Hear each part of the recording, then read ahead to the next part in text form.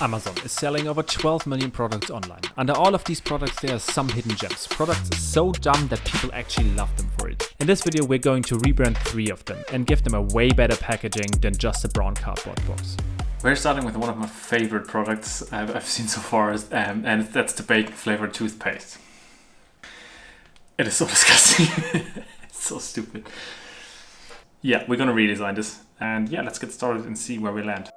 The original packaging and design focused a lot around the real-life bacon, which was wrapped around the package, and it had this little piggy on as well, but it was quite small and therefore not that prominent. And I wanted to emphasize more on a pig with a smile. Therefore I wanted to create this cartoon-looking pig head with a big bright smile. And it has this nice little sparkle on the teeth as well, to just emphasize on the point that the bacon-flavored toothpaste not only tastes deliciously like the little piggy, but also has a really nice effect on your teeth and making them nice and white. And after some vectorizing, I ended up with a nice-looking comic piggy head, which just needed some love and some color. And in case if you were wondering why this pig has such a nice haircut, it ain't a haircut, it is actually bacon toothpaste just nicely arranged upon his head.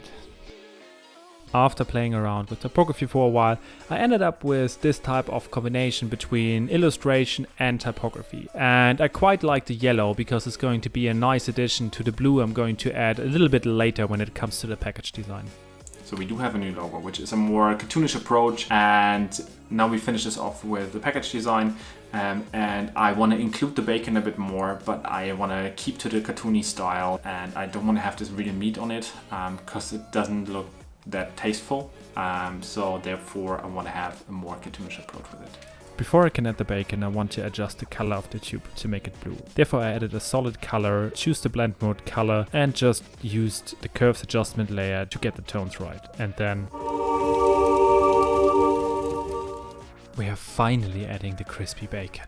Since I wanted to stick with the bacon from the original packaging, but I didn't want to use real-life bacon, I found a nice illustration online and just place it on top, covering basically the whole tube except of some little blue spots. A little bit of masking around the edges. And bringing back the lid white. And we're still missing the company name.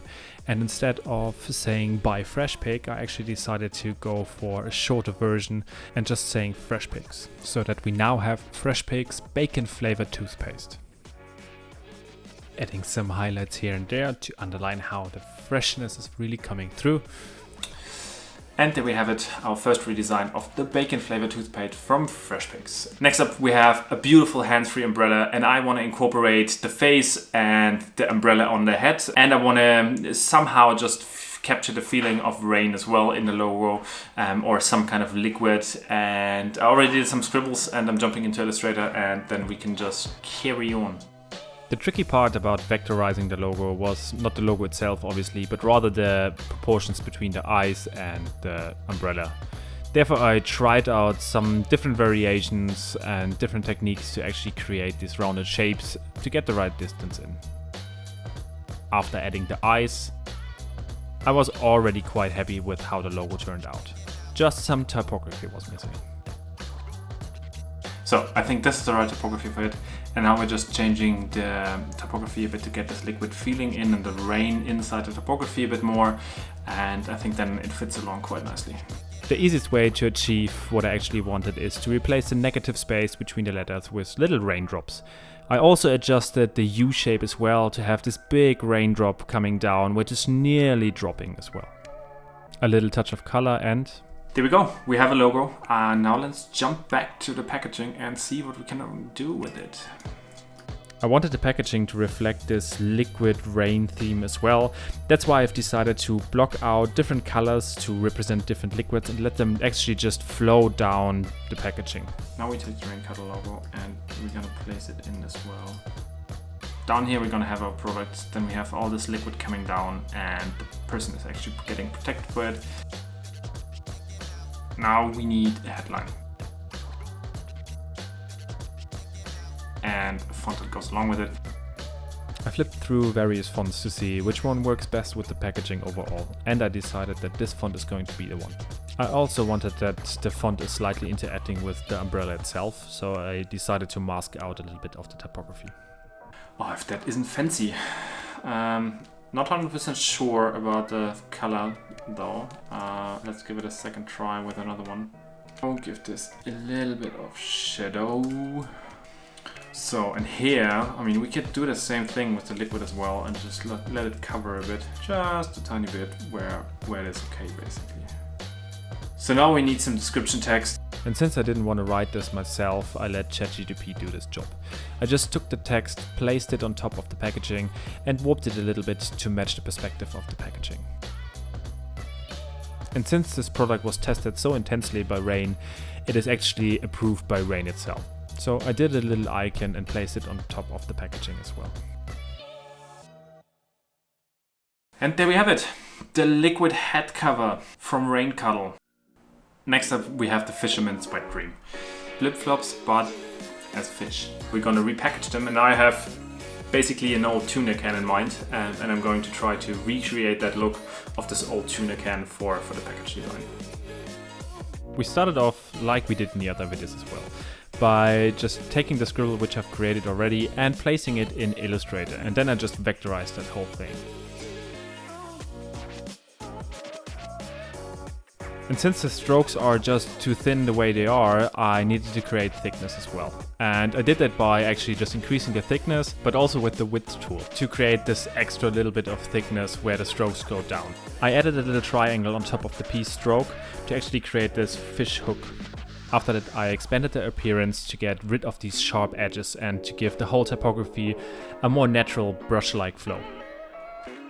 Now I just needed to add a different typography to it to spell out fish. And there we go, we do have our logo. But the logo obviously was just the first part. I dropped it into Photoshop and then applied some textures to it to already give this vintage tuna can style.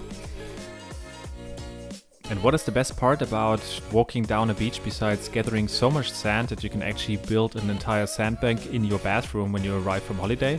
The waves, that's right. So I added some waves to the design as well and played around with the size and the color of the actual logo. I added the contour, did a little bit of cleanup and also adjusted the color of the word fish. But the logo was still a little bit too flat, so I added little shadows to give some elements of the logo a little bit more pop. Remember how I added like 30 seconds ago waves to the design? Well, scratch that. We're going for speedline scratches, and after applying some more typography, I also adjusted the texture in the background to give it a little bit more of a clean touch. And even though I added even more typography, the space didn't feel like it was really filled out properly. So I adjusted the size of the logo, changed up the typography so that it flows to the right hand side and fills the right side of the space.